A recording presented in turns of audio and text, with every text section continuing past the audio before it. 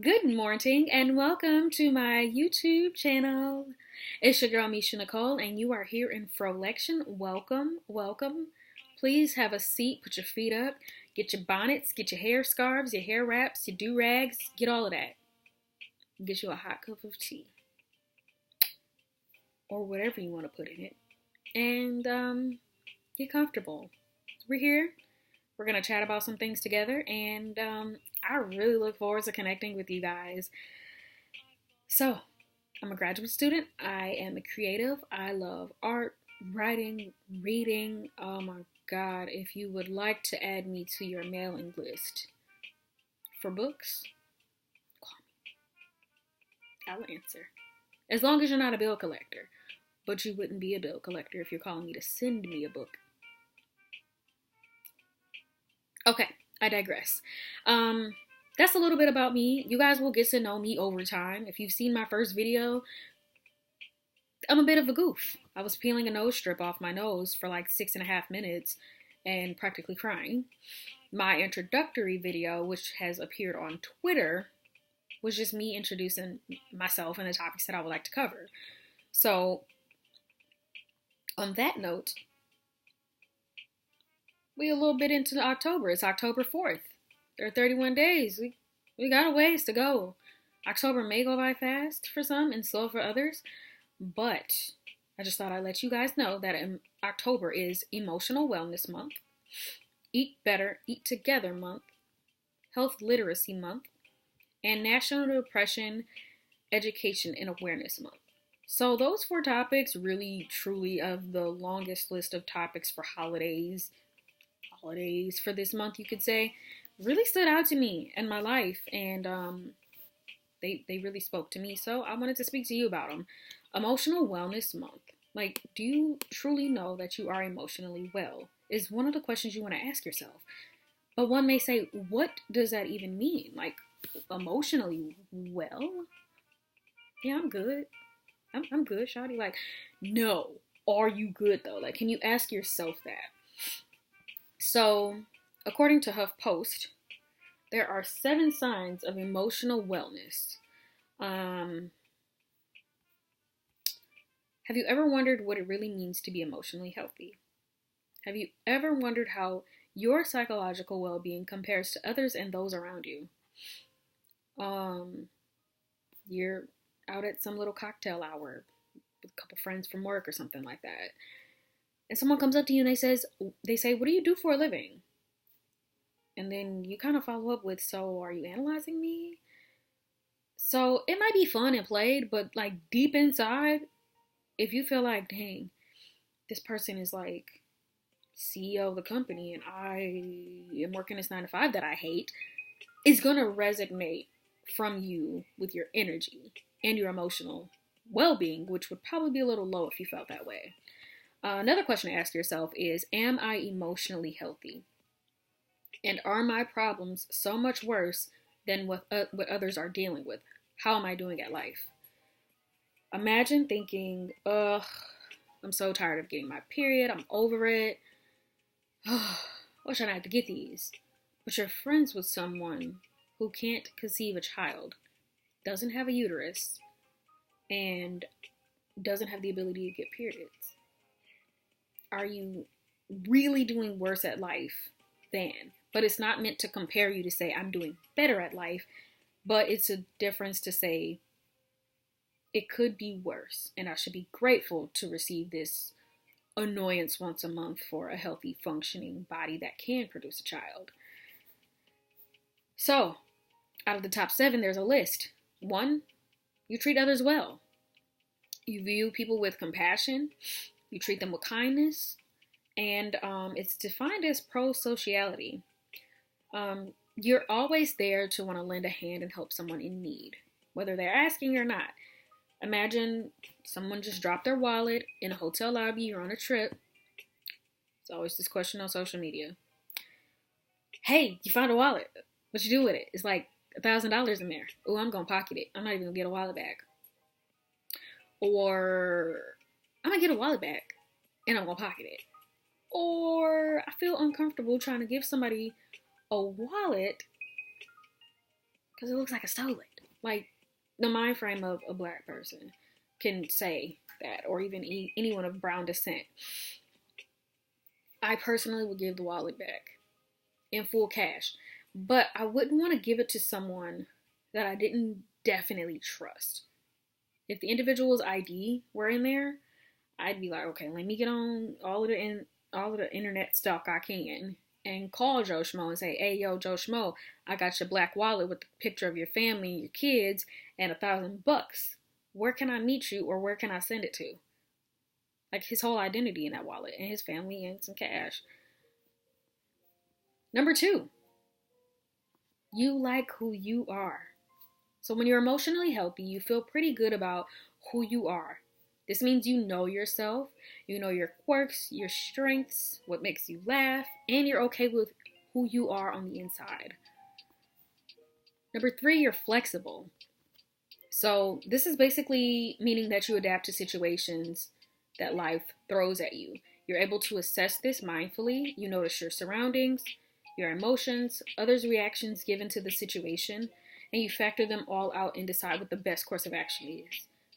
That is a power skill to have, and it really requires a lot of focusing and scoping in on yourself and figuring out what things that need to occur to build that.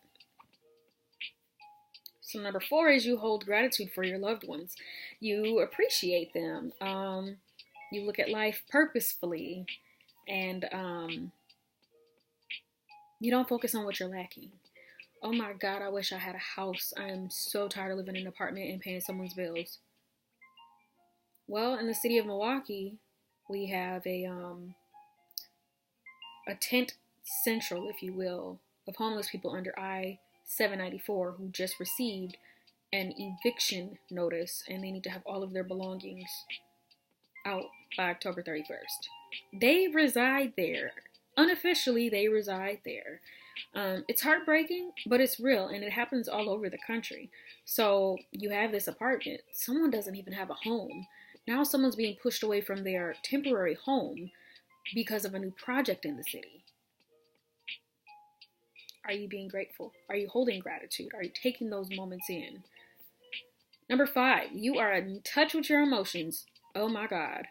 Being in touch with your emotions is one of the greatest forms of emotional well-being and emotional health, in my opinion, because you're okay with embracing, yeah, I'm sad right now, and I'm about to sit on this couch, eat a whole tube of ice cream, or I'm about to dive into this whole pack of cookies today, watch sad stuff on Netflix and cry it out. I'm fine with this. I'm accepting it. Or you can be angry. You can be dealing with anxiety, and you can identify that to yourself, like, I am having anxiety right now, and I accept it. I'm in touch with that feeling. Same with joy, fear, or excitement. You know, I'm a little nervous right now, or oh my God, I am so excited for next week to see the good doctor and figure out what is going on.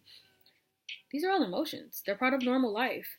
I don't like the stigma of men can't cry.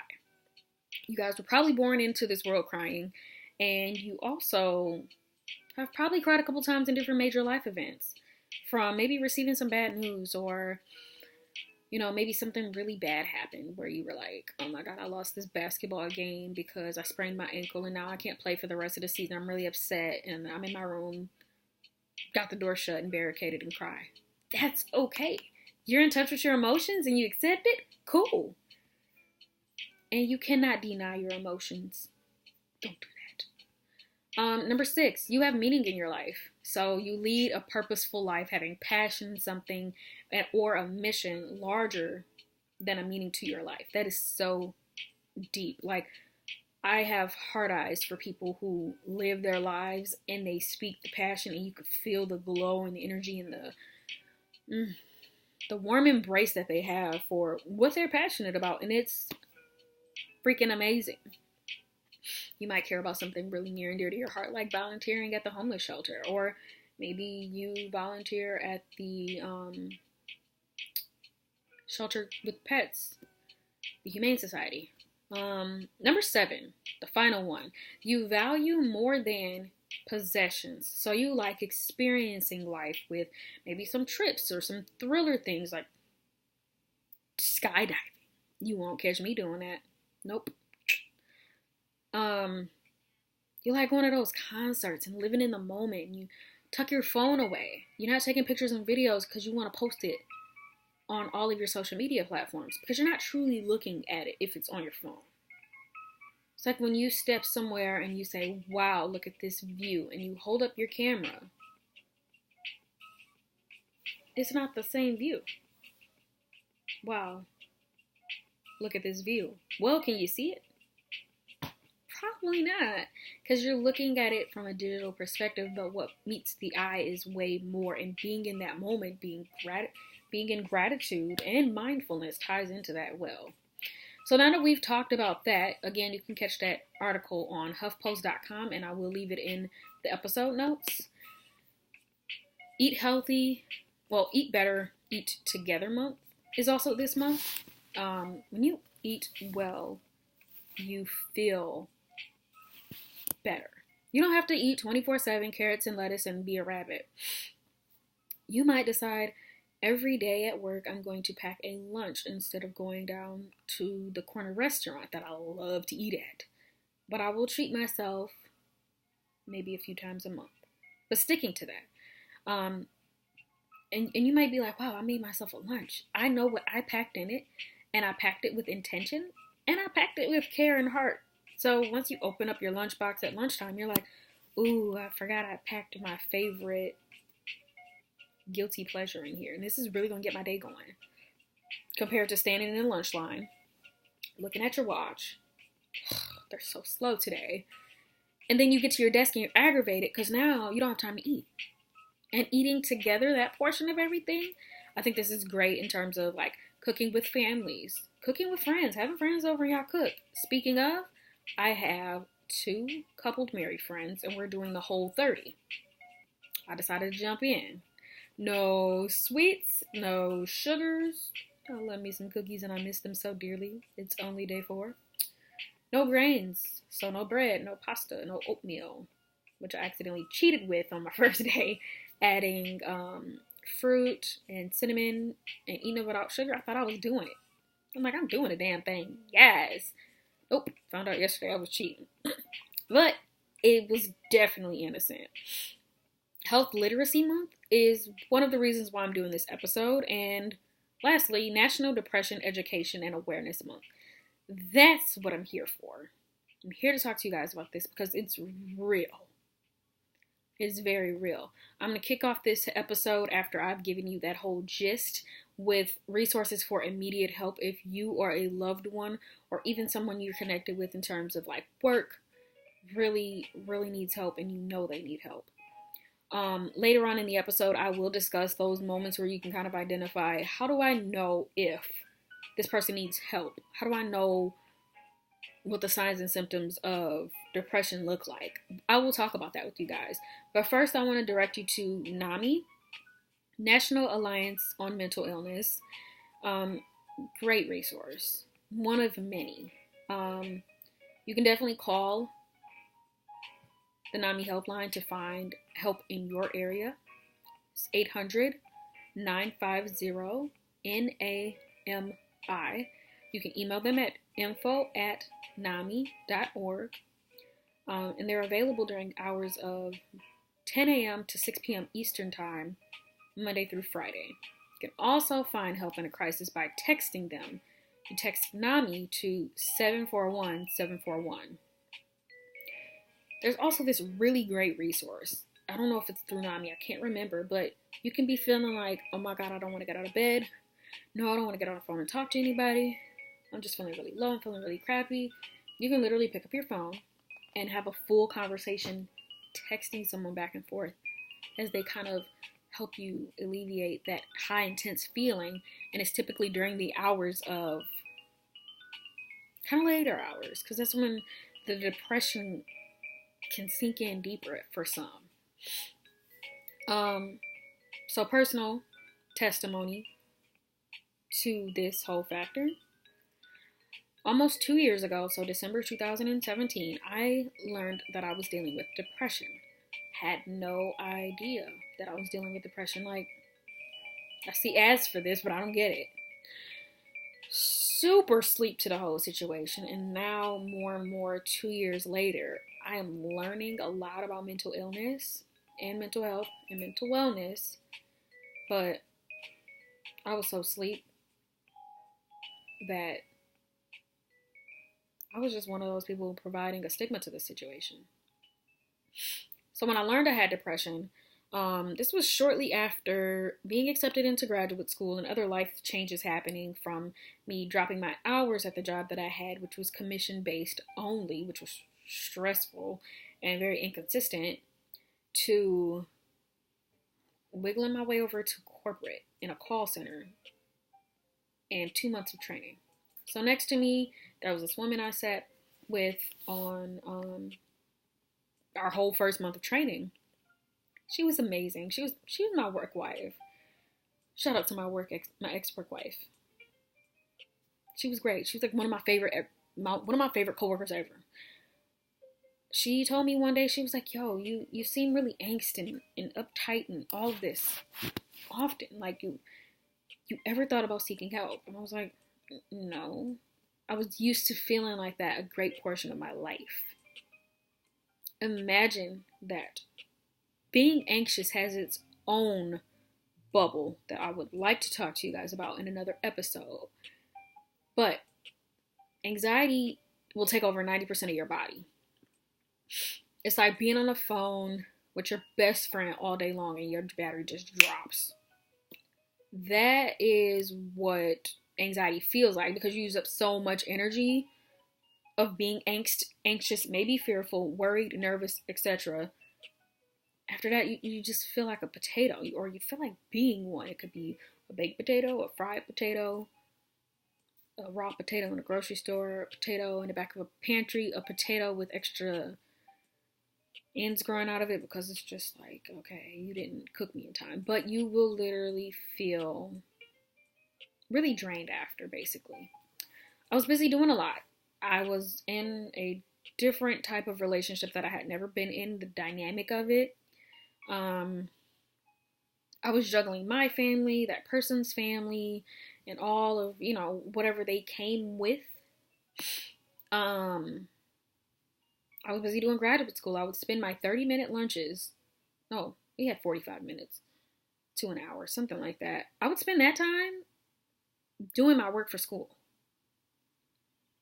Now, Dad was like, "Yo, you can't be doing that. You need to be sitting down, eating and relaxing, taking a break from work, not trying to work and then go back to work and then go home and work."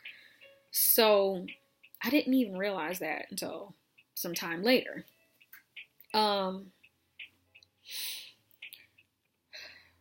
The end of my second term, which was at the end of my first semester of graduate school, I was turning in a major project on my 15-minute break, because once I would have clocked out for work for the day, the project deadline would have passed. Imagine how intense that could have been. But I was diagnosed just before Christmas in 2017. My then doctor at the time basically told me, "So you're feeling a little angst?" I was like, "I guess so." And she looked at me and she said, "Do you feel a little sad or gloomy?" "Sometimes." She was like, "I think you have." I think she called it acute depression. And I had generalized anxiety disorder, is what she kind of coupled it. So here's a prescription, and I'm ordering you to see a therapist. I could have practically shrank in my seat when she said that. I was reluctant to what she wanted me to do. Meds and therapy? Like, what? Oh my God. I was the stigma myself of what I needed. Imagine me saying, "Nah, I'm good. I'm good on all of this."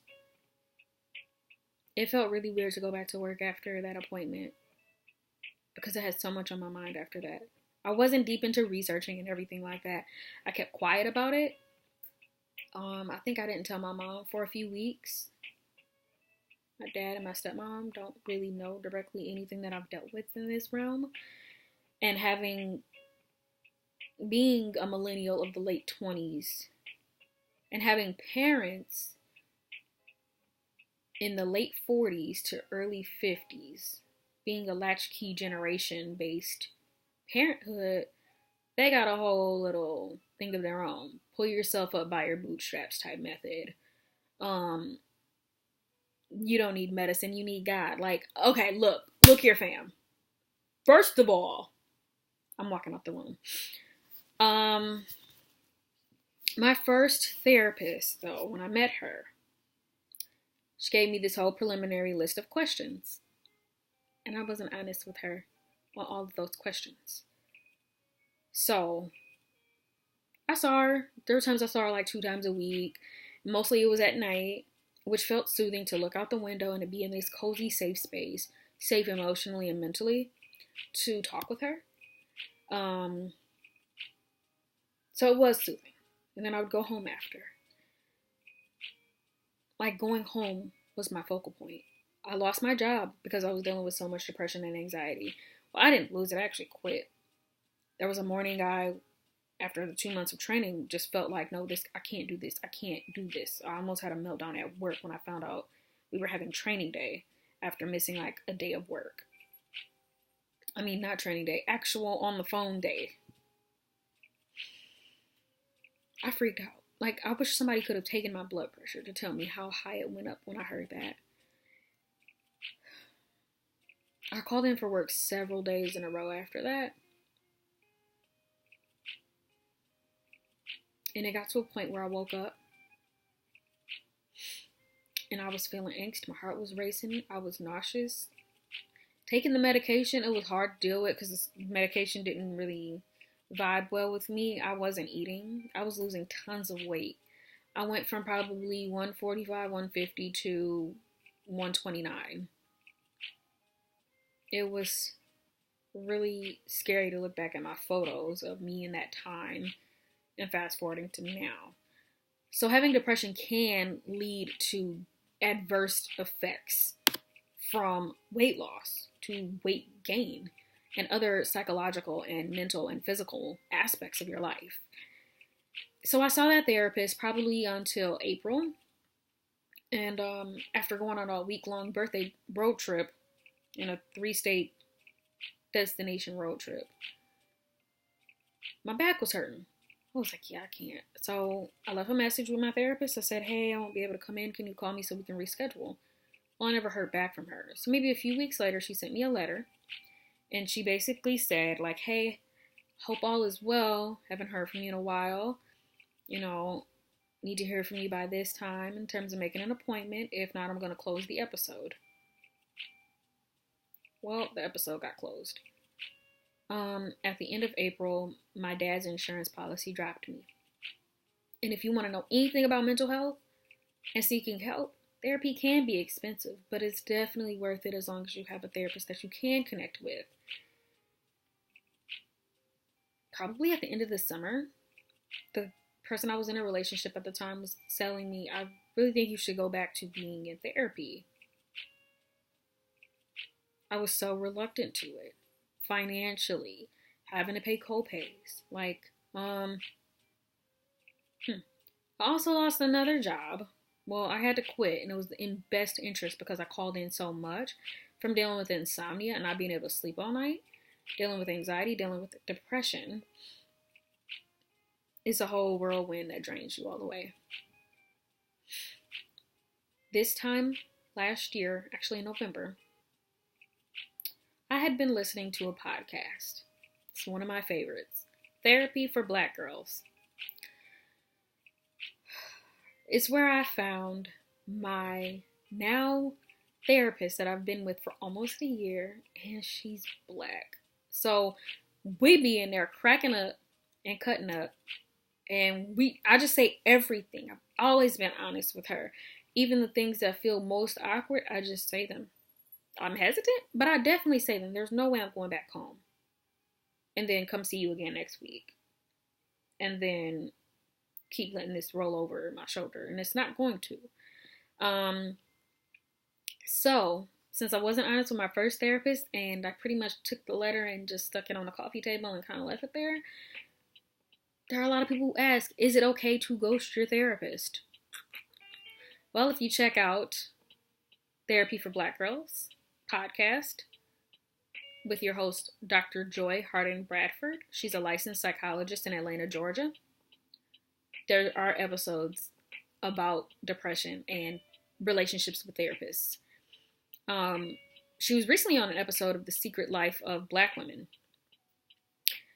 And she basically said, yeah, it's okay to ghost your therapist. Like, if you have a first or second session, they didn't really establish much rapport or like much of knowing your entire mental history or anything that you're currently dealing with in order to say like, nah, you shouldn't ghost them. It's okay. You can ghost your therapist to find something that really truly works with you, and you can be honest with them. Being honest with your therapist is very important because it will help you connect with your mental emotion and well-being and other forms of life aspects. But one major stigma I want to say is just because you go to therapy does not mean something is wrong with you. That pisses me off about the stigma. And us as black folks and brown folks, nobody wants to run to see a therapist. When I found out I have friends that see therapists, I'd be like, you do? Yeah. Oh my God. It's like I just have like that interconnectivity and saying, oh my God, look at our generation doing a damn thing for our mental health, for ourselves, unpacking all types of things that we didn't know were packed so tightly inside of us. I could almost go on a rant on that one. But I say that all to say that it is okay to seek help. It is okay to seek help. And it is okay to not be okay and address and identify that you are not okay. So, you might be wondering, what does depression look like? You don't look depressed. It's not something you say to someone at all, ever. You look like you're doing fine today. No, don't ask how are you to someone who you know is dealing with a lot. Because it can take a deeper toll. For me personally, someone would ask me, how are you? And I'd be like, or I would say, I'm here. And not everyone can accept that answer. But we can't even accept that question because we can't answer it ourselves. So one thing you might notice, whether it's you or a loved one, dealing with depression or depressive moods, especially with fall coming. Well, fall is underway. With the sun setting earlier, there's this thing called SAD, Seasonal Affective Depressive Disorder. And you might be feeling a little down for the next couple months. It might not kick in right away. You're going to have that random moment where you feel very drained and just like, oh my God, I can't do anything. Usually I feel like it happens kind of after New Year because you're just sitting there waiting for the weather to hit to nicer temps. You know, people love to celebrate Halloween, and then as soon as November 1st hits, it's Merry Christmas music. People forget about Thanksgiving. That random Thursday that we get off for no reason. And then there's Christmas, Hanukkah, Kwanzaa. There are a few other ones around that time in December. People are in a spirited mood typically. You got your decorations up. You get to see your families. You might be going shopping. You might not be going shopping. But those things make us feel good. And that's how we end the year. But imagine getting past New Year and you just go through this slump. Like, you're flat. But then you bounce back once like the springtime comes. You just probably dealt with the SAD.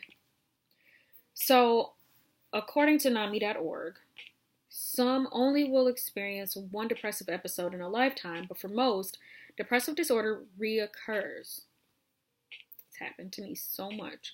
I'm gonna look chipper and bright, and then everything will take a turn. But it is the wave of what depression does to you. Without treatment, episodes may last for a few months to several years.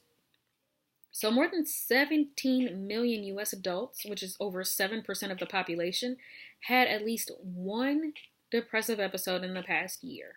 People of all ages, all racial, ethnic, and socioeconomic backgrounds experience depression, but it does affect some groups more than others. So no, just because you're some high-paid multimillionaire, that does not mean depression cannot affect you. Just because you look happy that you're in your job or you look happy in your circumstance does not mean depression cannot hit you. It's a chemical imbalance in the brain. It is chemistry and it is science. Yes, you can pray and go to therapy and take your meds, and God is still going to love you. Symptoms you will notice though. Depression can present different symptoms depending on how the person is. For most people, depressive disorder changes how they function day to day, typically for more than 2 weeks, and the common symptoms include changes in sleep, changes in appetite, like I mentioned to you guys earlier. I couldn't sleep and I couldn't eat. Lack of concentration. Oh, instead of me doing my homework, I'm gonna go run through my closet and get rid of clothes and send it to the Goodwill. Now, instead of that, I'm going to leave this pile of clothes here that I'm not sending to the Goodwill because I don't feel like leaving the house. So I'm going to just do something else. You might have a loss of energy. All I did was wash a basket of clothes and bring them back upstairs. I'm tired. That's okay. Lack of interest in activities. Some of my favorite things. I was like, I don't know what's wrong with me, but I don't want to do that. It was difficult. You also will have feelings of hopelessness or guilty thoughts. Like you feel guilty of what you feel like you should have done or what you could have done. Changes in movement, less activity or agitation. You might find yourself being very sedentary. You might find yourself being out in public for a brief time. You might just feel irritable and just like, let me out of here. Where's the escape button? Come on. You'll also experience physical aches and pains and potentially suicidal thoughts. Those are real. Seek help. Especially if they're making you uncomfortable or hard to be alone. So there are many causes of depression. It's not just one single cause, and it can be triggered by anything, from a life crisis to a physical illness or something else. Or it could also occur spontaneously.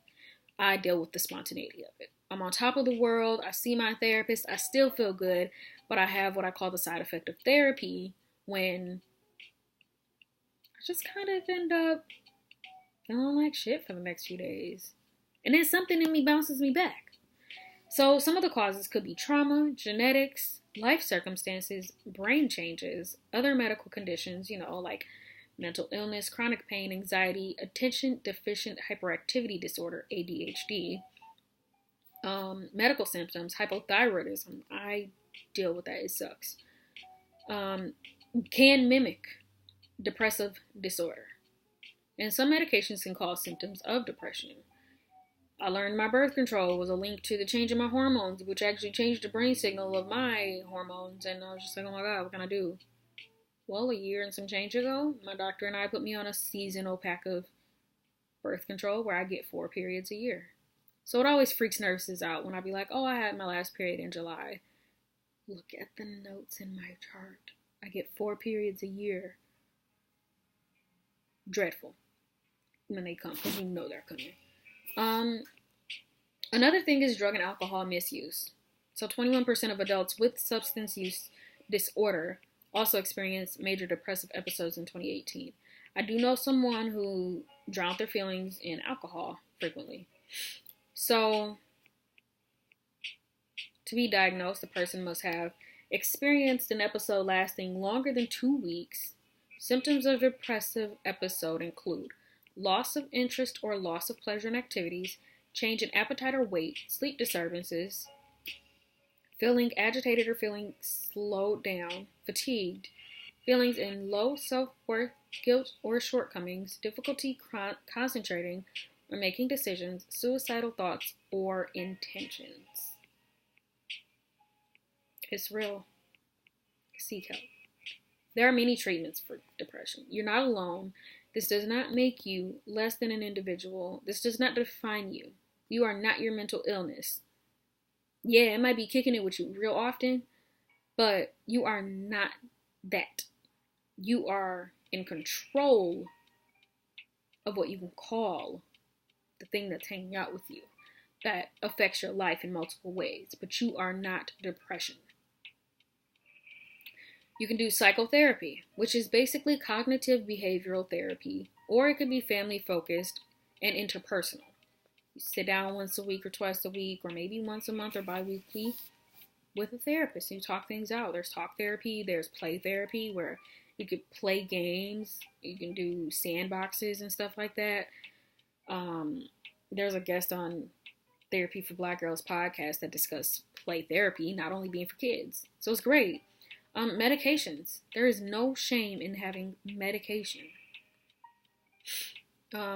Exercise. They release endorphins in your body and signal to your brain like, yes, this is that feel-good thing, even though I didn't want to get here. Brain stimulation therapies can be tried if psychotherapy and or medication are not effective. So this includes electroconvulsive therapy, ECT, for depressive disorder with psychosis or repetitive transcranial magnetic stimulation, or RTMS, for severe depression. Or you can use light therapy, where you get that light that can kind of help mimic the vitamin D and lack of sun we get. Alternative approaches could include acupuncture, meditation, faith, and nutrition can be a part of the comprehensive plan. So, I've dropped so much information on the beginning stages of what depression looks like, what mental health and mental wellness looks like, and I got one more thing for you guys. These are sources that Misha likes as we get ready to close out Frolection with Misha Nicole. So, like I said, Dr. Joy Harden Bradford is a licensed psychologist in Atlanta, Georgia.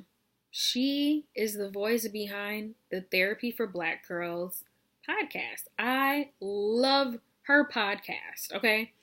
So one episode I would suggest based on this episode of mine would be episode 56, Degrees in Depression, Associating Time of Graduating and Having Your Degree and what you actually deal with. Not a lot of people realize that. That can take a toll on you. Yeah, you got a degree and you're depressed. And that's okay. Let's identify those emotions and feelings and events. There's a bonus episode that was aired on September 3rd, 2018. Are you being honest with your therapist? That's a nice little quick one. Dr. Joy Harden Bradford also is a guest on the new podcast, The Secret Lives of Black Women. The episode is number 8, and it's called Doing the Work with Dr. Joy Harden Bradford. You can also check out Therapy for Black Girls at therapyforblackgirls.com. Another one that I like as a personal thing to kind of track myself is this wonderful app called Sanvello. So they always ask me, how are you doing? See, it says, how are you? And I might be feeling great, very good, good, okay, not good, bad, or awful. But I can check in with these nightly, and maybe once a week or bi-weekly, there's like this assessment you take, and it helps you track the trends of your mental health. It's a great app, has great resources. It asks me, how are you feeling nightly? And it feels like someone's checking on me. It gives me a sense of comfort. And I'm shocked every time it pops up, as if it doesn't pop up around the same time, but it feels like a text message, but it's an app. So you can do mental health tracking, mood tracking, emotion tracking, and activities to get yourself out of what they call the fog on the app. I thank you all so much for watching this video. If you have any questions, you can feel free to email me, tweet me, DM me, or leave comments below on this YouTube channel. I will have links to everything that I referenced in the episode notes below.